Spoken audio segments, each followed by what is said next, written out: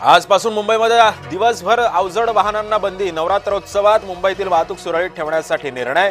अवजड वाहनांना मुंबईमध्ये केवळ रात्री 12 ते सकाळी 6 दरम्यानच प्रवेश।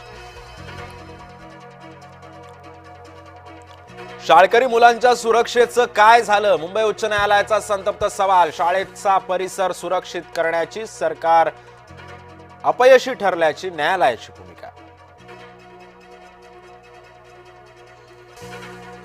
गोपीचंद पडळकरांच्या वादग्रस्त वक्तव्याचे पडसाद। पवार गटाकडून अनेक ठिकाणी आंदोलन आणि निषेध।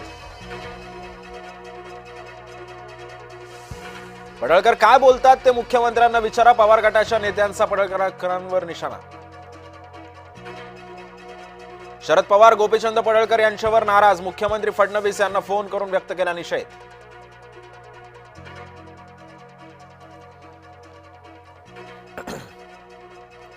मोदींच्या आईचा व्हिडिओ बनला तेव्हा पवार गप्प का बसले? आमदार पडळकरांचा शरद पवारांना सवाल।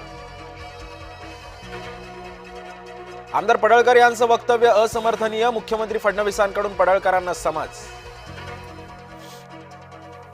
स्थानिक स्वराज्य संस्थांमध्ये राष्ट्रवादी एकटी लढणार। प्रफुल्ल पटेल यांचं सूचक वक्तव्य। हिंदूंच्या सणाला शरद पवार उद्धव ठाकरे खोडा घालतात। स्थानिक निवडणुकीमध्ये त्यांना पाणी पाजल्याशिवाय राहू नका। मंत्री आशिष शेलारांचं नागरिकांना आवाहन। मुंबईमध्ये रोडच्या कामामध्ये भ्रष्टाचार। 5% कमिशनवर रोडची कामं केली गेली। बीएमसीवर 25 वर्ष ठाकरेंची सत्ता। एन्काउंटर कार्यक्रमात अमित साटमांचा हल्लाबोल। बीएमसीमध्ये महायुतीचाच महापौर बसणार। त्यांना कोणा खानाला बसवायचं असेल तर बसवू द्या। ठाकरे बंधू एकत्रित आले तरी काहीही परिणाम होणार नाही। एन्काउंटर कार्यक्रमातून अमित साटम यांनी व्यक्त केला विश्वास। कुंभमेळा मंत्री समिती आणि कुंभमेळा शिखर समितीची स्थापना। मुख्यमंत्री देवेंद्र फडणवीस करणार कुंभमेळा शिखर समितीचे अध्यक्ष। अंतरवाली सराटीच्या हल्ल्यात शरद पवारांच्या आमदाराचा सहभाग। छगन भुजबळांच्या वक्तव्यानं वादाचं मोहोळ।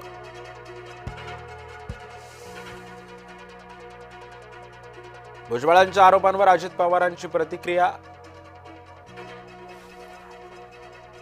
सावित्रीबाई फुले पुणे विद्यापीठामध्ये एनएसआययूचं आंदोलन। विद्यापीठानं केलेल्या परीक्षा शुल्कवाढीला केला विरोध।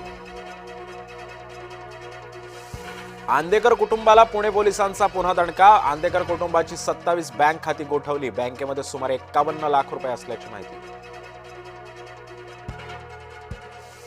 हिंगोलीमध्ये अतिवृष्टीमुळे पिकांचं मोठं नुकसान। सरकारनं मदत करण्याची शेतकऱ्यांची मागणी।